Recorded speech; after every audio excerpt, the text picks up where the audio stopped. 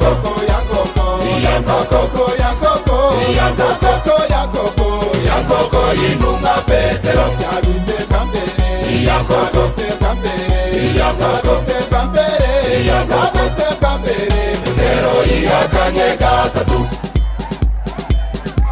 Yankoko, Yankoko, Yankoko, Yankoko, Yankoko we, muyitega amatwi bigiye kubika. Yankoko, Yankoko, Yankoko, Yankoko, Yankoko we, muyitega amatwi bigiye kubika.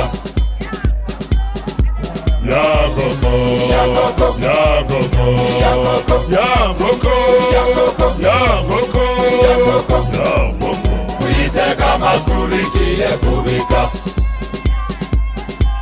Yankoko, Yankoko, Yankoko, Yankoko, Yankoko, Yankoko, Yankoko, muyitega amatwi bigiye kubika. Yankoko we, Yankoko, Yankoko, Yankoko, Yankoko, nawe nibikuraba wihakanye gatatu. Yankoko we, Yankoko, Yankoko, Yankoko, Yankoko, nawe nibikuraba wihakanye gatatu.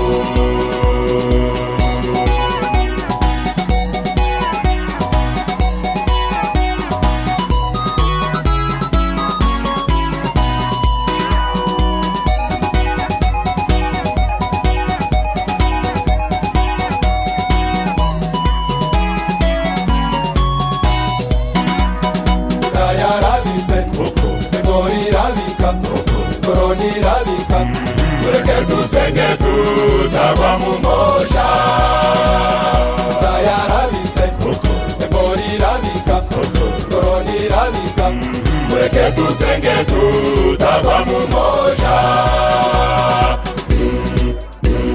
Aka kageni Yesu yabonye, yari bitewe na Yunamuri.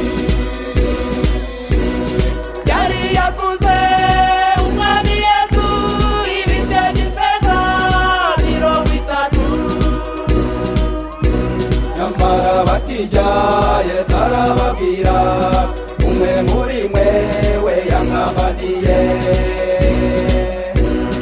maze Petero abaza Yesu, mwami ni nje wakoze ibyo?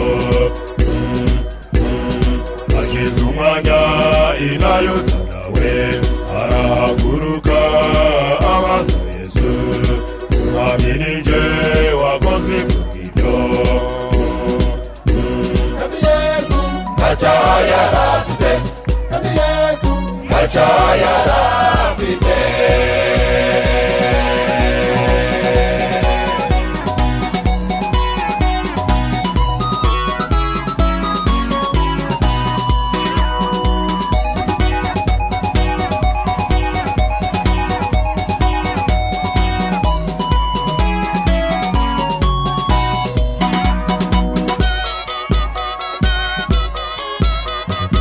Ibihe birashize duhoberane twese,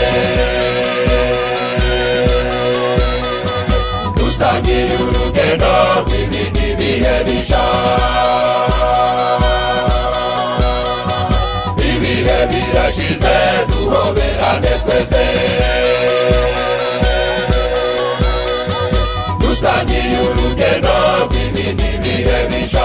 Mu byorezo bitatu twihakanye gatatu, none inkoko irabitse tubaye nka Petero. Twiyeze kandi twiboneze, murebe iburasirazuba Yesu arakomanga. Murebe iburasirazuba Yesu arakomanga. Murebe iburasirazuba Yesu arakomanga.